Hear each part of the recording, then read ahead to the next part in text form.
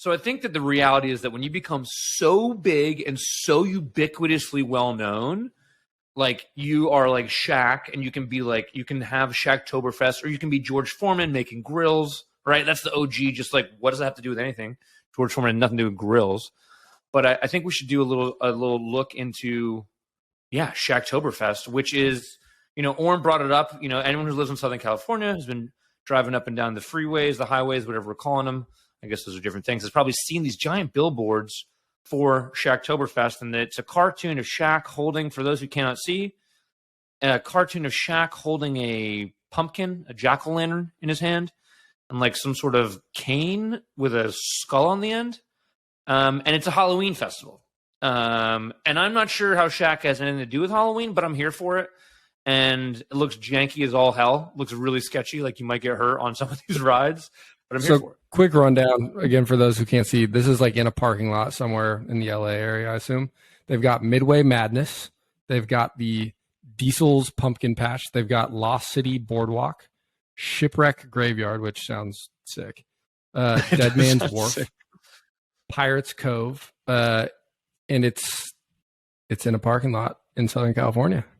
It's got Shaq's face on it. It's very Long Beach. You know what I'm saying, as our boy Chad would know. Yeah, it's just something about Shaq and shipwrecks. Just really spells a certain part of Southern California. Yeah, so Shipwreck Graveyard, rusted vessels and withering cargo shrouded in fog and whispering echoes lie between the boardwalk and a nearby fishing village, surrounded by dangerous seafaring undead surfacing from their watery graves. This area is family-friendly trick-or-treat spot. We got to do this. Sounds like they use an AI copywriter. Yeah, no shit. Oren, grab your eldest boy. Tell him we're taking him to Shaqtoberfest. Yeah, we're going to the pumpkin patch. Yeah, we're going to the Dead Man's Wharf. I'm ready. Look, if Shaq's there, I think my son would have no understanding who Shaq. If he saw Shaq, that would blow his mind. But then he'd just be like, "Who is that?" Yeah. He'd be ready to roll. It would be sick. So to have like an actually productive, I don't want to call our conversations productive, but you know what I'm saying. So sure. I think we all talk a lot about people with audience or clout or similar and how they monetize it. And it sounds to me like if you live in Southern California, you see how much Shaq does that in a distasteful way. But this is like unhinged. I wouldn't say distasteful. Shaq is just everywhere. I think Shaq has two things. One, he'll just take money. He just will literally take anything. I feel like that's been his business model for a while. And two, you can have celebrity, you can have audience, but you also need to have like a likability factor on an index. And Shaq's approval rating is sitting at like 99.8. Who's like everybody 100? Loves Shaq. Yeah, 100. No one hates Shaq. Well, I was gonna say, so when 100%. Approval rating. 100%. He could definitely run for governor. Forget Newsom. For 100p, Shaq for governor. What I was going to say, though, is that I think, Shaqinator. When I think about Shaq, and I guess it sort of dates me in my gray hair, I think of like the Orlando Magic, even before I think about the Lakers, right? But I guess for most people. Yeah, bro. Damn, bro, were you born like a decade before your age? Like, how do you even Shaq. I'm with you. Yeah, that's what I'm saying. You think about Shaq playing for Orlando Breaking Magic, backboards. Right? Yeah, like just Shaq, like back when like the NBA was fun to watch. When people were getting fist fights, like people were just like gangbangers. That was when we had Shaq and Penny. It was a different time. You kids wouldn't understand that shit. You kids and your missing Paul Pierce might shoot you. You didn't even know what was happening. You know what I mean? It was a wild time. It was a wild pre-Diesel. That was very. Y'all don't know about Lil Penny? Yeah, of course. 15 Seconds of Marketing Genius. Lil Penny. That's all I just gotta say. The name. It's over. Yeah, that's good. Yeah, that's the end of the video. Okay. How much are tickets to Shaqtober? So I'm looking at them right now. I got them up right now. What are they hitting for? They start at $39. Well, it depends. There's a couple right now. It says right here they're selling fast dates and good availability dates. Let's go to what's the most expensive one? Obviously, $99. That's the VIP. I'm selling. Tell Kingston we're taking him VIP. Can I skip all lines? So there's a fast break pass. That's what $49. What is the mid-tier influencer creator VIP price? The mid-tier influencer creator VIP price doesn't say $29.99. It doesn't say. That's general admission. Sorry, $34.99. But let me tell you, the VIP Slam Dunk for $99, you can attend anytime during the hours of operation, right? expedited access to entry and trails. I don't know what fucking trails are. Now we're going into the woods. Preferred seating at a boat, dock, bar, tiki terrace. You know woods in Long Beach, brother? Are there the woods of Long Beach? Is this at the port? Yo, is this? Does this take place in the port of Long Beach? Isn't it like the largest port in the United States? Technically at the port. yeah. Not Port of Long Beach, bro. We deal with that shit every day. I got the Freight Baltic Index for the Port of Long Beach sitting there every day on that monitor. Swag. They got 67 followers on TikTok. They're not posting every day. Yeah, this another Southern California gem is I don't know, James, you probably don't take this route, but you go by, there's a giant mall like in like Commerce or one of those places, like a big old outlet mall off the side of the road, and they have looks like a massive LED billboard that's like, it's like 60 feet tall. Yeah, you see, you go back and forth. Whenever I leave your house, it says Oren, follow us on TikTok. That's the primary call to action. Whenever I leave Oren's house, I know I'm going home because there's like a giant mall that is just, it looks like a castle, like a cardboard castle, but it's like a mile long, and it looks pretty sick. I want to check it out. It's a lower middle class shit, brother. Fucking, you ready?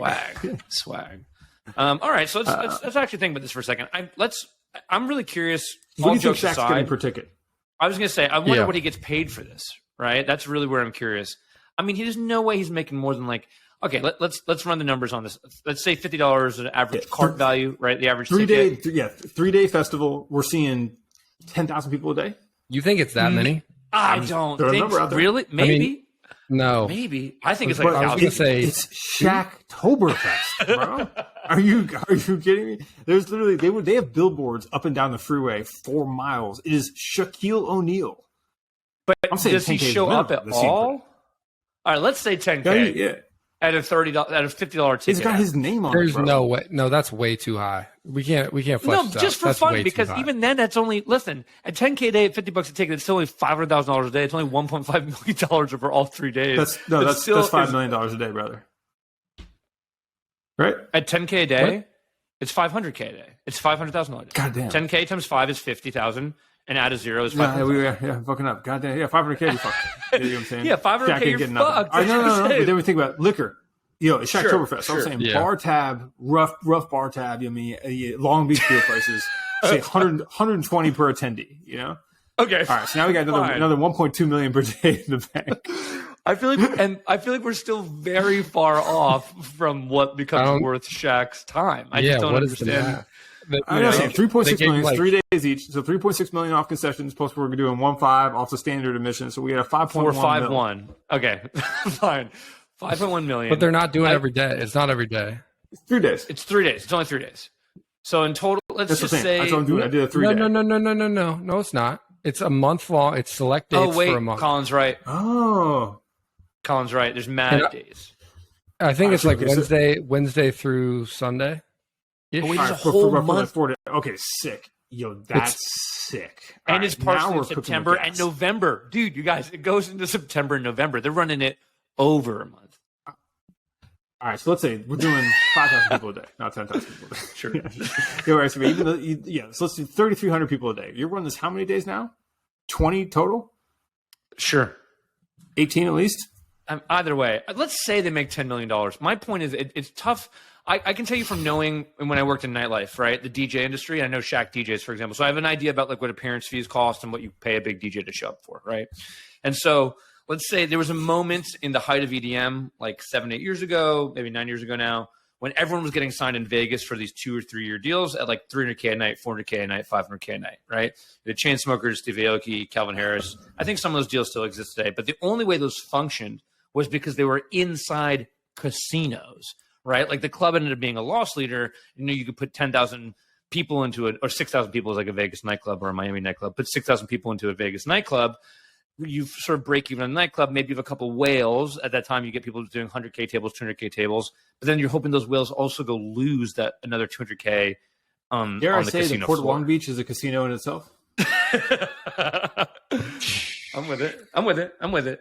Either way, it clearly works. I mean, we clearly don't know the numbers. He's just putting his name on this. He does not have to be there for 3 days because it's open for 3 months. He's there I bet twice. he takes like. No, let's say he is gets he like there at all.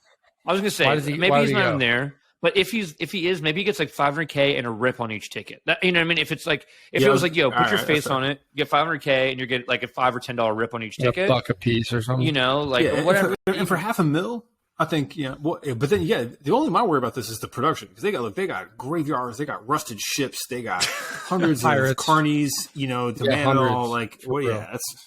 Well, I guess there's plenty of those down there with Disneyland, right? It's just a bunch of Disneyland folks. I do want to say that this is so shittily run right now, though, that I clicked a link on the bottom of the website, okay, where it says, ready? View your photo. Everyone scroll to the bottom of Shaqtoberfest.com/tickets. You'll see things that says view your photo. I clicked on it, bam, brings me to 13th floor hauntedhouse.com, which is a different haunted house in Colorado. And and so it's just an event company that's reskinning their website and moving it around.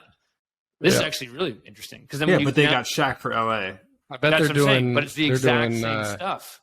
So yes, so it's the same. Elway-tober, Elway Fest over in Colorado for exactly. Elway Fest. Let's go. All right, Colin, I see you little joking shit. Let's go, brother. All right, yeah. But yeah, dude. So I think they just do the same machines. It's just an event company, that just like brings the same touring, and then they just throw a different person's name on it. Shaq makes some sense for SoCal or SoFlo. I don't know how I feel about it now.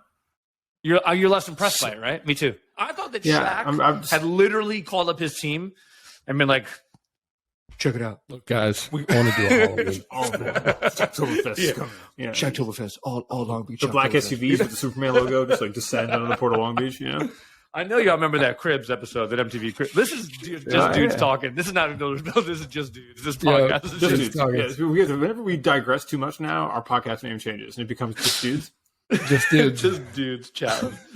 Either way, if anybody knows, just dudes, bro. If anybody knows the economics of this, please let one of us know. I'm really actually very curious. I would love to interview somebody from 13th floor.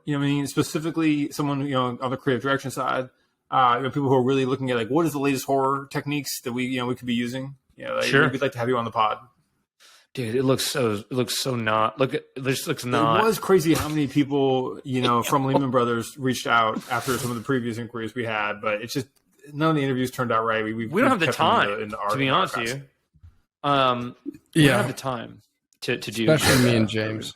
Yeah, definitely. We're just. Should I stop recording now?